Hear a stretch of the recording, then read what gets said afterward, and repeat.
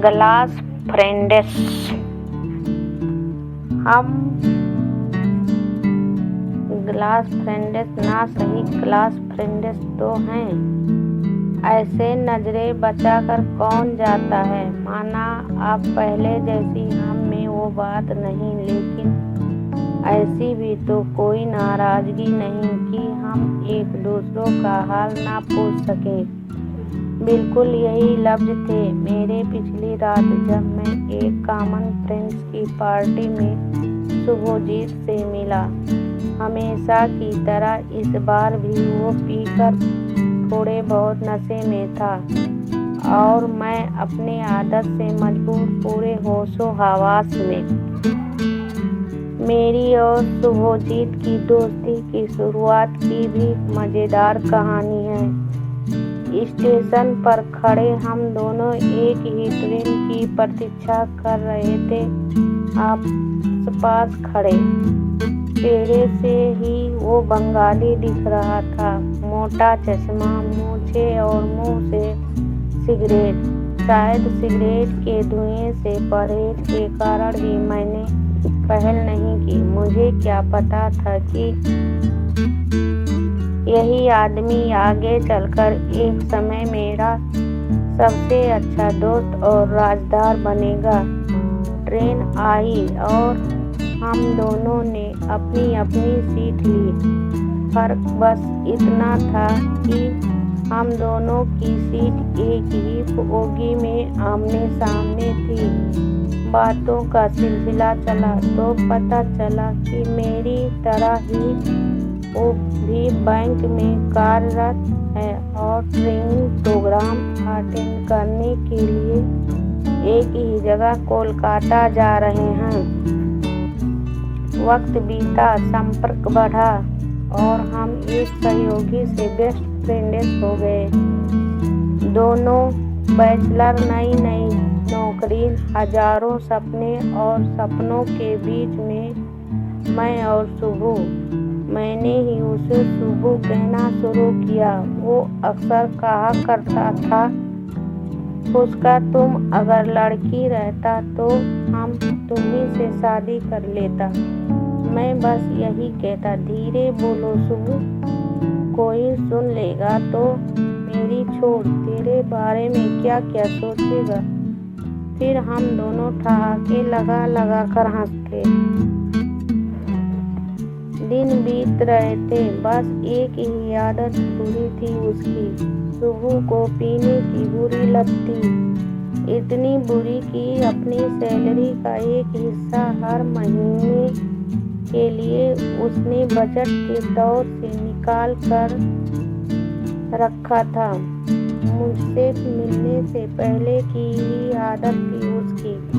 मैंने काफी मना भी किया, लेकिन मजाल था कि मेरी सुनता, बोलता तो बात मानेगा हम तुम्हारी, लेकिन बाटल का दोस्ती तुमसे भी पुराना है, इसको नहीं छोड़ेगा।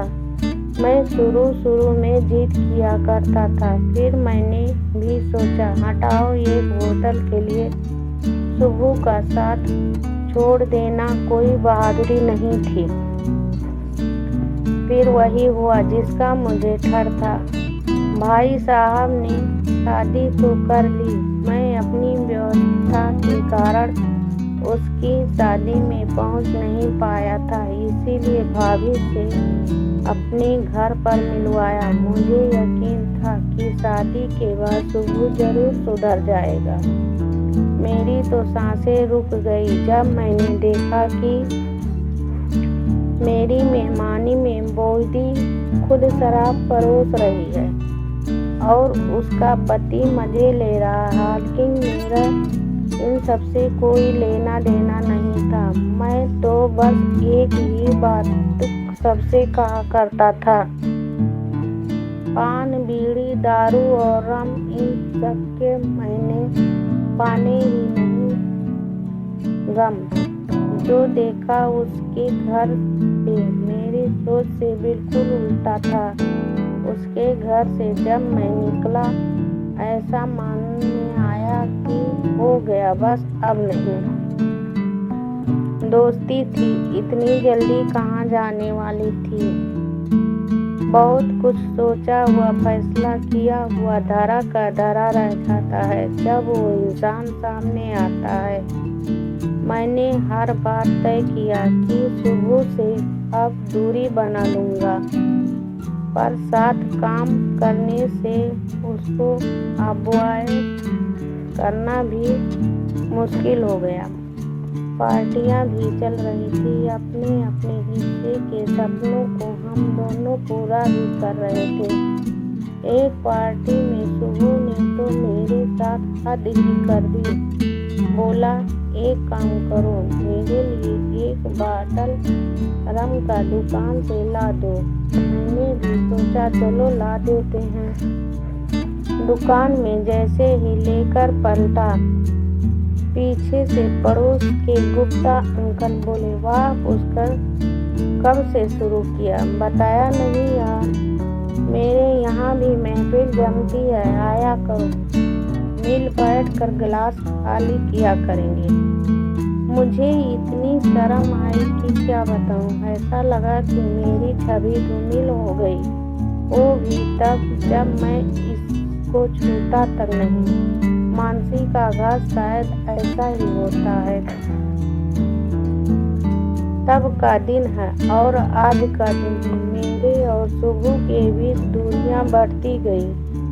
उसने भी कुछ खास पहल या चिंता नहीं की कि उसका एक दोस्त उससे छूटता जा रहा था। रिश्तेदारी या दोस्ती कभी भी एक तरफा मुकम्मल नहीं हो सकती। यही सब सोच कर मैंने अलगांव का रास्ता पकड़ लिया। ऊपर से ऊपर वाले का करम हुआ कि मेरा ट्रांसफर भी दूसरे शहर में हो गया। संपर्क भी टूट गया, दोस्ती भी नहीं रही और मेरा आत्मसम्मान भी बच गया। कल एक अरसे के बाद शुभजीत से मुलाकात हुई। बिल्कुल नहीं बदला था वो।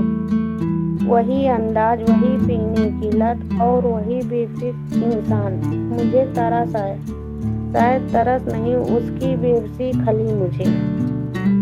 क्या करता, मैं भी पुरानी दोस्ती थी, बस इतना ही कह पाया, भाई हम क्लास फ्रेंड्स ना सही, क्लास फ्रेंड्स तो हैं।